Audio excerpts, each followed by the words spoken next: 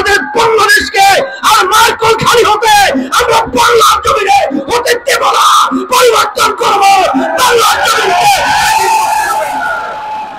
যে পদ্ধতিতে বাংলাদেশে নির্বাচন হয়ে আসছিল, এই নির্বাচনের মাধ্যমে আমরা লক্ষ্য করেছি ফ্যাসিস্ট চরিত্রের সরকার তৈরি হয়।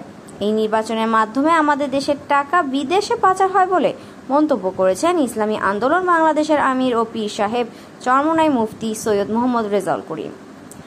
26 আগস্ট বিকালে শরীয়তপুর কেন্দ্রীয় শহীদ মিনারের সামনে জুলাই চেতনার বাস্তবায়ন, গণহত্যার বিচার, শহীদ পরিবারের পুনর্বাসন এবং বৈষম্যহীন ইনসাফ ভিত্তিক কল্যাণ রাষ্ট্র গড়ার দাবিতে ইসলামী যুব আন্দোলন বাংলাদেশ শরীয়তপুর জেলা শাখার উদ্যোগে আয়োজিত যুব সমাবেশে প্রধান অতিথির বক্তব্যে তিনি এসব কথা বলেন। যে পদ্ধতিতে বাংলাদেশে নির্বাচন হয়ে আসছিল, এই নির্বাচনের মাধ্যমে আমরা লক্ষ্য করেছি ফ্যাসিস্ট চরিত্রের সরকার তৈরি হয়। এই নির্বাচনের মাধ্যমে আমাদের দেশের টাকা বিদেশে পাচার হয়।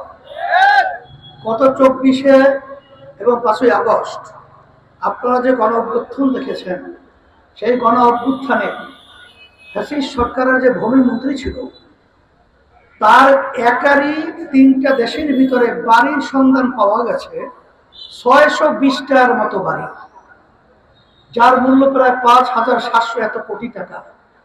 এই টাকা কি তার বাপ এবং দাদা রেখে গেছিল? এ টাকা আপনার আমার কষ্ট অর্জিত সম্পদ, ক্ষমতার চেয়ারে বসে ওরা বিদেশে পাচার করে বিভিন্ন জায়গায় বেগম পাড়া তৈরি করেছে। এ সময় তিনি আরো বলেন, অন্তর্বর্তীকালীন সরকার আমাদের কাছে 3টা কমিটমেন্ট করেছিলেন: সংস্কার, দৃশ্যমান বিচার এবং জাতীয় নির্বাচন। কিন্তু আমরা দেখেছি সংস্কার এবং বিচার দৃশ্যমান হওয়ার আগেই আপনারা জাতীয় নির্বাচনের রোডম্যাপ ঘোষণা করেছেন। আমরা বলবো, আপনাদের উপরে নিশ্চয়ই কোনো অজানা জিন সরোয়ার হয়েছে। এই জিন সরোয়ারের মাধ্যমে বাংলাদেশে আর কোনো মায়ের কোল খালি হতে দিব না।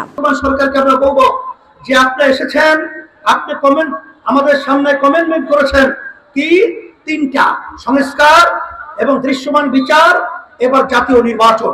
কিন্তু আমরা দেখেছি এটা দৃশ্যমান না হওয়ার আগেই আপনি জাতীয় নির্বাচনের রোডম্যাপ ঘোষণা করেছেন। আমরা বলবো যে আপনাদের উপরে নিশ্চয়ই কোথা থেকে একটা অচেনা জিন সওয়ার হয়েছে। এই জিন সওয়ারের মাধ্যমে আমাদের বাংলাদেশকে আর মার্কল খালি হতে আমরা বাংলার জমিনে হতে দেব না, পরিবর্তন করব বাংলার জমিনে। আমি সকলকে বলবো, আসেন যুব আন্দোলনকে বলবো, আমরা এই দেশে জন্মগ্রহণ করেছি, এদেশ আমার, এদেশের ভালো মন্দ চিন্তাবাদ করার দায়িত্ব আমার। এখানে ফ্যাসিস্ট এবং চাঁদাবাজ এবং এখানে খুনিরা আমাদেরকে আর কখনোই ক্ষমতায় যাওয়ার সিঁড়ি হিসেবে যেন আমাদেরকে ধোঁকা দিয়ে বোকা বানাতে না পারে।